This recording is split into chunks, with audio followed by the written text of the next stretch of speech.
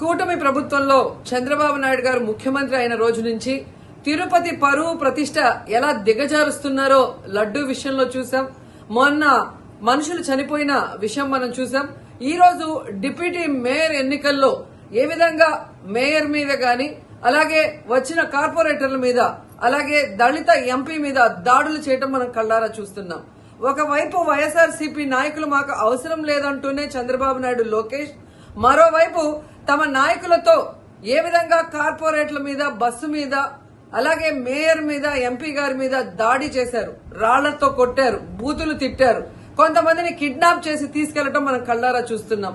ఇవన్నీ కూడా పోలీసులు చూస్తుండగానే వాళ్ళ ప్రేక్షక పాత్ర వహించినప్పుడే జరగటం అనేది ఈ రాష్ట్రంలో లా అండ్ ఆర్డర్ ఎంత ఘోరంగా ఫెయిల్యూర్ అయిందో మనకు అర్థమవుతుంది.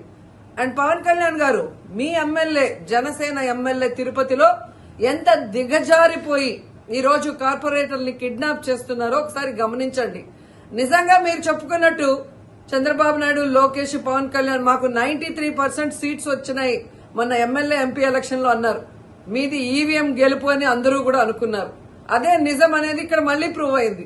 ఎందుకంటే నిజంగా ప్రజల ఓట్లతో మీరు 93% సీట్లు సంపాదించుంటే ఈ రోజు ఒక డిప్యూటీ మేయర్ పోస్ట్ కి ఇంత రాద్ధాంతం చేసి ఈ విధంగా రౌడీజం, గుండాయిజం చేసి కిడ్నాప్ చేయాల్సిన అవసరం ఉందా అని నేను అడుగుతున్నా. మీకు దమ్ము ధైర్యం ఉంటే, ప్రజలు మీ పక్షాన ఉన్నారు, మీ ప్రభుత్వం సక్రమంగా పనిచేస్తుంది, ఇచ్చిన హామీలు నెరవేరుస్తుంది అని మీరు నమ్ముంటే ఈ కార్పొరేటర్లతో రాజీనామా చేయించి మీ గుర్తు మీద గెలిపించుకొని మీరు ఎన్నికలు జరిపించుంటే ప్రతి ఒక్కరు మిమ్మల్ని శభాష్ ఉంటారు. కానీ ఇక్కడ జరిగే ఒక డిప్యూటీ మేయర్ ఎన్నికలకే ఈ విధంగా ఒక మహిళని చూడకుండా మేయర్ ని ఏ విధంగా హ్యూమిలేట్ చేస్తున్నారు, ఆమె మీద దాడి చేస్తున్నారు, అలాగే ఒక దళిత ఎంపీ గురుమూర్తి గారి మీద ఎలా బూతులతో తిట్టి దాడి చేస్తున్నారో టీవీలో అందరూ గమనిస్తున్నారు. సో మీరు ఫెయిల్యూర్ అయ్యారు. ఈ 7 నెలల కాలంలో ప్రజలు మిమ్మల్ని అసహించుకుంటున్నారన్న విషయం తెలిసి ఇలా దిగజారుడు రాజకీయాలు, రౌడీ రాజకీయాలు చేయాలనుకోవటం నిజం కాదని నేను అడుగుతున్నా. ఒకవైపు ఎలక్షన్ కమిషన్ మేము రిక్వెస్ట్ చేస్తున్నాం, ఇలాంటి కూటమి ప్రభుత్వం చేసే ఈ దారుణాలకి ఫుల్ స్టాప్ పెట్టండి. ఎవరైతే ఈరోజు దాడి చేశారు, బూతులు తిట్టారు, కిడ్నాప్ చేశారో ఆ తెలుగుదేశం, జనసేన నాయకులందరూ కూడా టీవీల్లో కనిపిస్తున్నారు. వాళ్ళందరినీ కూడా అరెస్ట్ చేసి వాళ్ళకి పనిష్మెంట్ ఇవ్వాలి. అలాగే ఎన్నికలు, డిప్యూటీ మేయర్ ఎన్నికల్ని ప్రజాస్వామ్యబద్దంగా నిర్వహించాలని ఈసీని డిమాండ్ చేస్తున్నాం. అలాగే చంద్రబాబు నాయుడు, లోకేష్, పవన్ కళ్యాణ్ కి తెలియజేసుకుంటున్నాం, మీకు ప్రజల పక్షాన నిలబడి ప్రజలకి మంచి చేశాము అన్న నమ్మకం ఉంటే మీకోసం ఎవరైనా వస్తే వాళ్ళతో రాజీనామా చేయించి మీ పార్టీ గుర్తు మీద మీరు ఎన్నికలకి వెళ్ళండి.